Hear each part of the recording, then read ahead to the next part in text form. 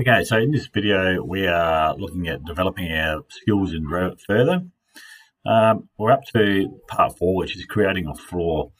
And in this one here, if we open up our existing file that we have been working on, and I'll just quickly open that up now, you can see that we've progressed quite a distance. We've created terrain in there, we've created external walls, internal walls, we've done a building pad, we've done level lines, grid lines. We've done quite a little bit of work in that particular file. And so that's our file as it is now.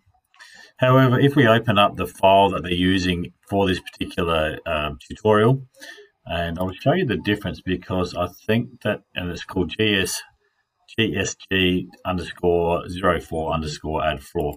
If we open that up, and the reason I might get you to actually jump onto this file rather than continuing on with your file, you can do it.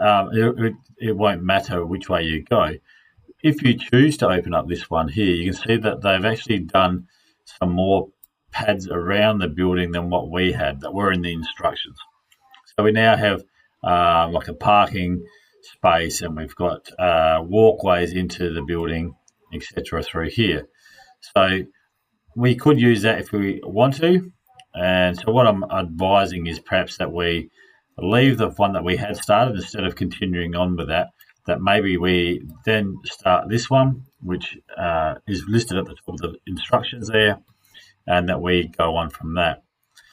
So that's what I'm going to plan to do is today, as I'll show you the video on here, we're going to add a floor to this particular space, and we see how we go there. Okay, so once we've opened this, we're going to click on the architecture tab. We're in the build panel, and we're going to go to floor and bring that up. And then on the modify down the end, we're going to create a floor boundary. So then there, we're going to go to the draw panel. We're going to go pick walls. And this is where it's a little bit hard to see on the instructions, but we're going to spin this around. So I'm going to go to, we're going to actually open up another view. I'm going to open up these, which one they wanted us to do. Okay, we're going to open up the mezzanine level. So I'm going to double click that.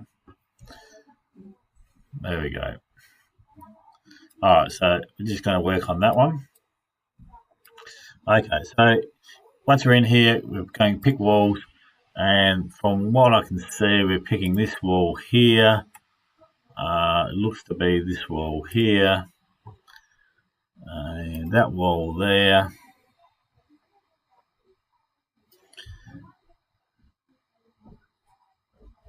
That's as far as I can see. And then it says on the modify, create floor boundary tab, draw panel, change the place to line segments, which I think is this one here. And then place additional boundary lines as shown. So I think what they're doing is going from here across sort of up to about there, and then across like that. And we have a shape in there. After the boundary forms a closed loop, so we actually have a closed loop that's going around in here. We're going to then go yes. Oh, we're going to trim these corners up first. So we're going to trim these corners up. So if we go here, you can see that it's coming all the way out. So we go to trim corner, which is that one there. And then you can click on line to line, and you can see it gets rid of those two. Pan across, go from line to line, it gets rid of that one. And then go from line to line, it should get that one. And line to line, and it gets that. So we should have then that little space like that. Once we've got that, we're then going to click on the OK, and it should let us do this. Okay. And if we go back to our 3D space, we should have in our mezzanine area a floor.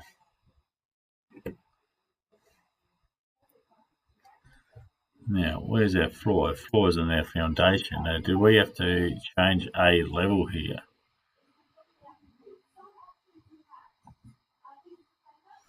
So just quickly whizzing through this.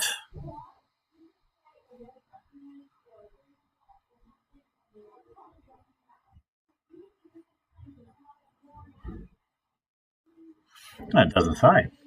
But there should be a floor in there. I reckon if we were to change this and we shifted this to the mezzanine, apply, there's our floor that we drew. So I'm just going to leave it on that mezzanine floor, change the level to the mezzanine floor to bring it up. And we'll see where that comes into the next video as that. But that's essentially how you draw a floor. You can use the pick walls to select the walls around there. Use the trim to corner to cut those floors back.